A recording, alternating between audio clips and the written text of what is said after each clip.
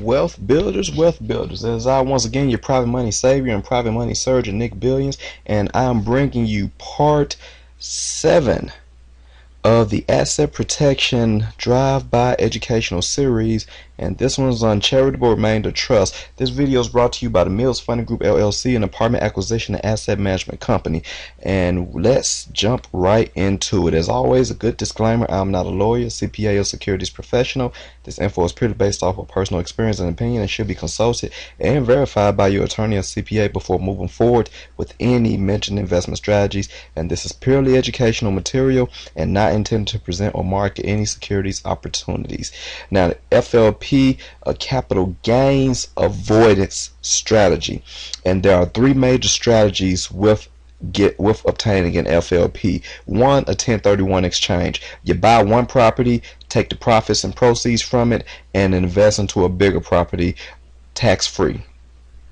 Charitable Remainder Trust, CRT, and also a family foundation with the FLP. Now, you set up a CRT and you transfer a 1031 asset into it prior to selling it, and then you sell and reinvest back into anything you want, and you do that for the purpose of a $0 capital gains tax. Okay, the new investment, however, does not have to be like the categorized investment. So you can put an apartment into the CRT and do a 1031 and buy a commercial building. Okay, it doesn't have to be a light categorized asset.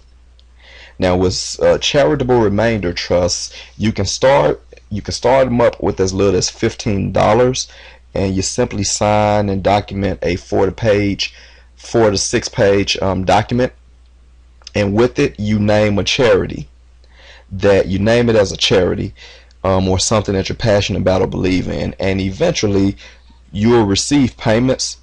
And after you die, or the spouse, if they're married, or the spouse will get the proceeds from it either after you die or the spouse if you're married. Okay, and depending on how it's set up, you can design it to have the name changed over time, so that as different beneficiaries take over it, they can use it for different purposes.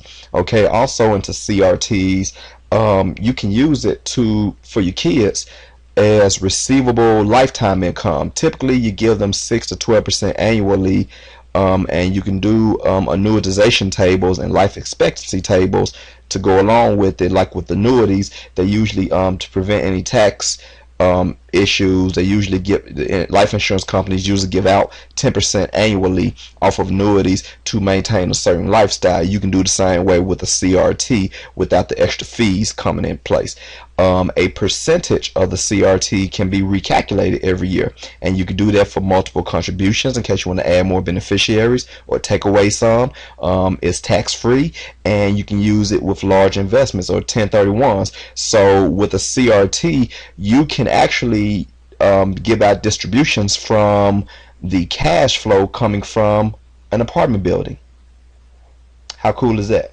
Okay, now also you want to change the charity to a family foundation and eventually pay yourself.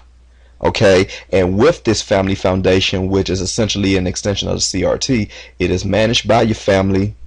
It is a charitable entity, and you can file it as a business under the IRS code. Okay, and only 5% of it is paid out, so that if anytime if the CRT collapses, the income is paid out to the family foundation. That way the wealth stays in the family, and there's no public record transfer of the wealth going from one entity to another, which may set people up for a lawsuit. Okay, again, asset protection, drive-by education at its best. I'm your private money syndicator and private money savior, Nick Billions, and this video again was brought to you by the Mills Funding Group LLC, an apartment acquisition and asset management company. For more of what we do and what we offer, you want to go to our newly redesigned homepage at privatemoney.vaneycompanies.com. You want to go like our Facebook page at facebook.com/private money savior, and you want to like, comment, and subscribe to our YouTube channel at youtube.com/Mills Funding Group. And I look forward to educating you on the final part of the asset protection series on part 8.